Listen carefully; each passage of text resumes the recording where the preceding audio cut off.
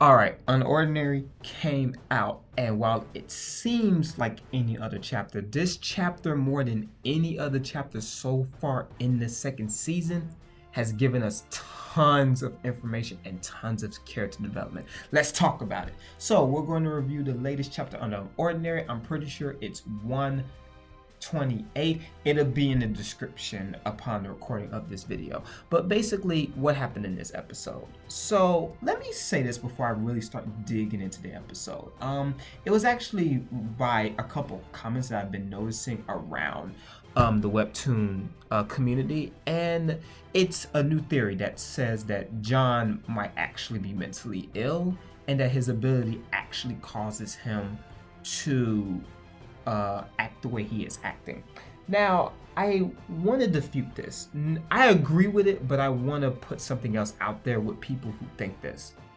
John was acting this way before he started using his ability. So how do we really explain the way he was acting before he started really using his power? Because he didn't really use it, and he was beating people up, and he felt really upset and all this other stuff before he really used his power. His power, I will admit, definitely took him to new levels of bat crazy insane, but he was acting this way before he, used his power. But again, I do like the theory. I really agree with the theory because there's something else going on with John other than his ability. Like, he is just absolutely crazy, but I do believe there's a really serious reason why. Hopefully it's not too sad, or maybe Amber has something to do with it.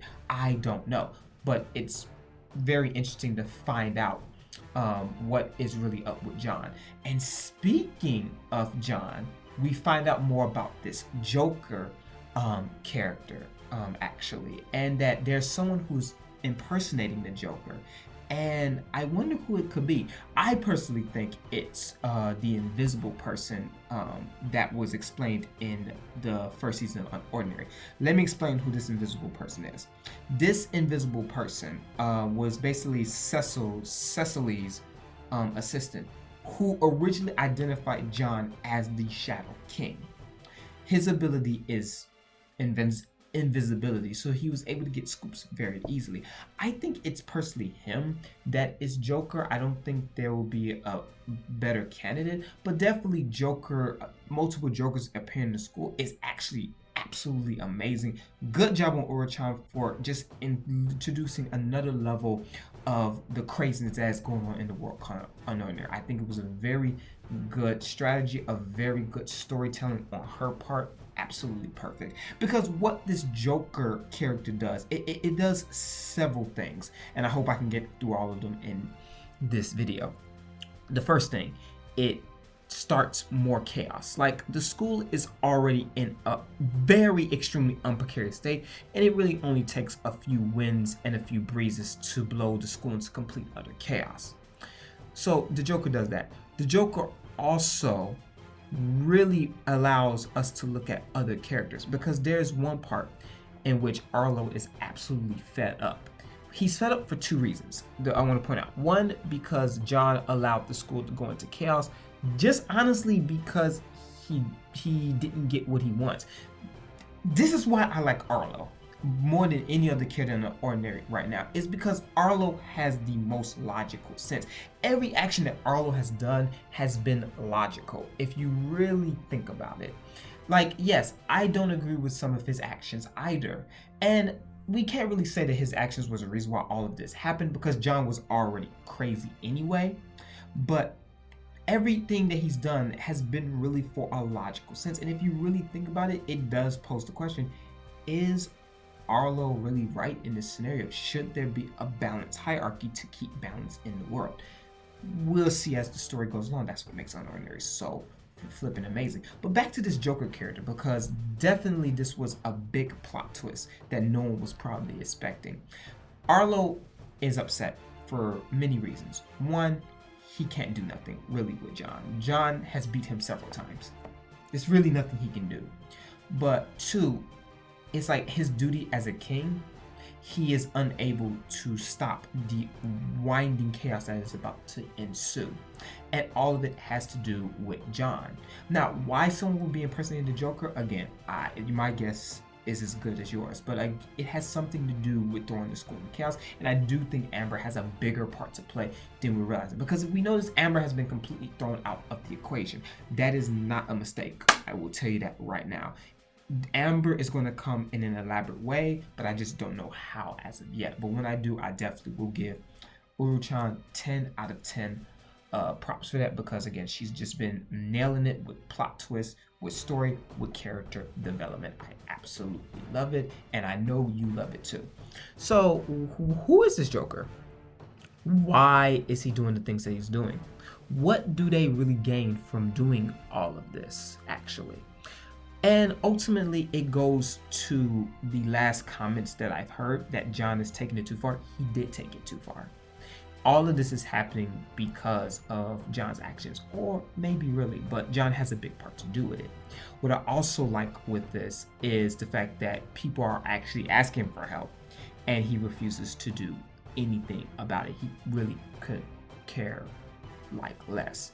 All because he didn't get what he wants. All because Serafina left him as pretty much a friend.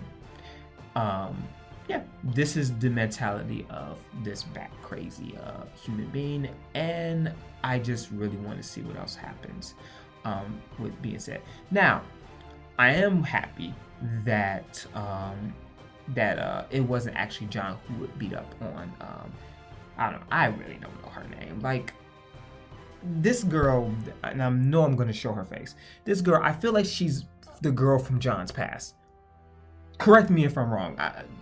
I read a lot of webtoons, so it's hard to catch every specific detail about it. But yeah, definitely this chapter is a must read. You definitely have to check it out. It's just a lot of subtle things that is leading to bigger plot twists, and I definitely recommend it. We found out who the Joker is, and we found out the struggle that's going inward within the royal family of Unordinary School. Arlo is unable to do nothing, and all he could do is just sit around and watch as things ensue, which you got to think, what does that do to a person in which you see a problem and you're unable to do really nothing at all? It really hits you home. And yeah, nothing else really happened at that point except for all of those minor things. Now, I will ask this final question. What is Arlo going to do about it? Can Arlo really do anything about it? I personally am on his side because, again, he's just thought very logically. And I will say I'm like a broken record because that logical behavior is honestly what is really keeping the little bit of this hierarchy afloat right now. And it's keeping this sort of balance. Because pretty soon this school's about to be in an Armageddon that no one probably can fix at this point. So again, I'm excited. I know you are too. So again, just let me know what you think in the comments down below. And that does my episode review. Again, Unordinary has been hitting it 10 out of 10 cylinders every single week. I thoroughly am enjoying what I am seeing. You're seeing just a lot of character development, and you're seeing a lot of the world winding slowly but surely, and you're seeing the sparks before the storm, the typhoons, the tidal waves. Things are about to happen, and when they do, I definitely will talk about them. But if you like this video, make sure you leave a like, and please subscribe. But even if you don't subscribe to me, make sure you subscribe to your favorite webtoon or your favorite creator, because it helps them out a lot, and they are the reason why we can enjoy such media that we do today. With that being said, I thank you for watching and listening, and I will see you in the next video. See ya.